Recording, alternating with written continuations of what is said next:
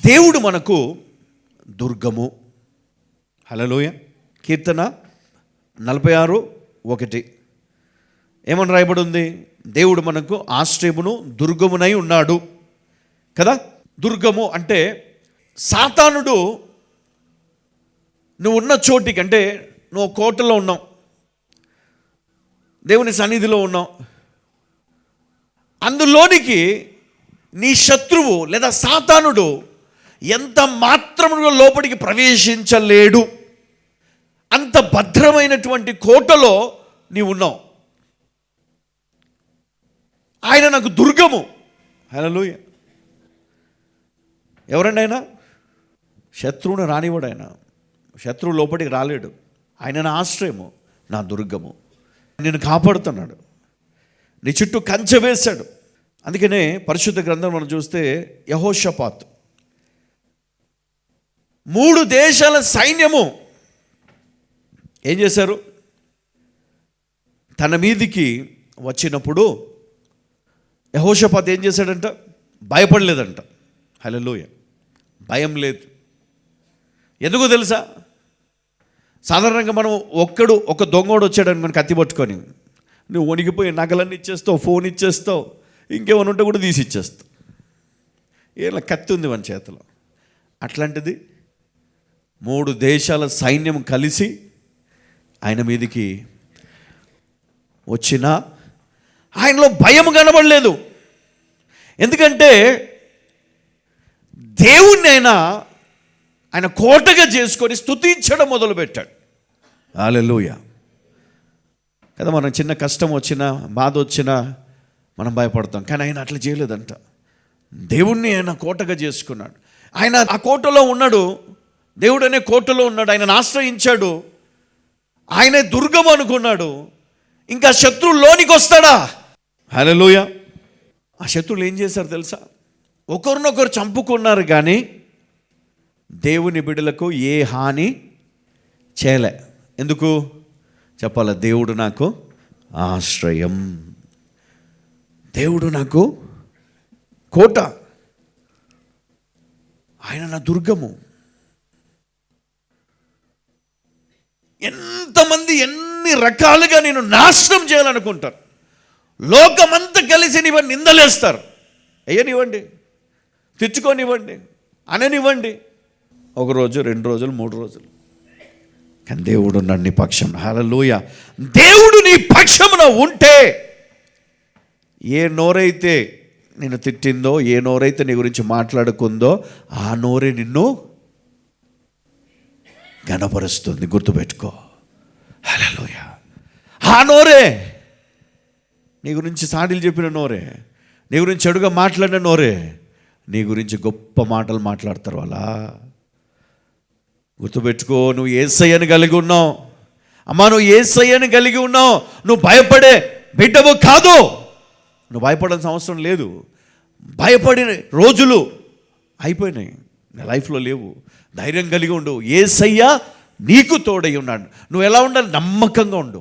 దేవునికి నువ్వు నమ్మకంగా ఉండాలి. నమ్మకమైన బిడ్డగా ఉండు. ఆయన చేసిన మేలు మర్చిపోకు. కొన్నిసార్లు మన వాళ్ళే మనల్ని వెలివేసినట్టు, తృణీకరించినట్టు మనకు అనిపించినప్పుడు కృంగిపోతూ ఉంటాం. కొన్నిసార్లు మన బలం తగ్గిపోవచ్చు, ఉద్యోగం పోయి ఉండొచ్చు, అంటే చేతగాని పరిస్థితిలో మనం ఉండొచ్చు, నిస్సహాయ స్థితిలో. అయ్యా, నువ్వు ఎంత మాత్రం కలవరపడకు, దేవుడు నీ పక్షమున ఉన్నాడు. హల్లెలూయా. అమ్మా, ఎంత మాత్రం నువ్వు కలవరపడకు, భయపడకు, దేవుడు నీ పక్షమున ఉన్నాడు. దేవుడు పరిస్థితులు మారుస్తాడు. హల్లెలూయా.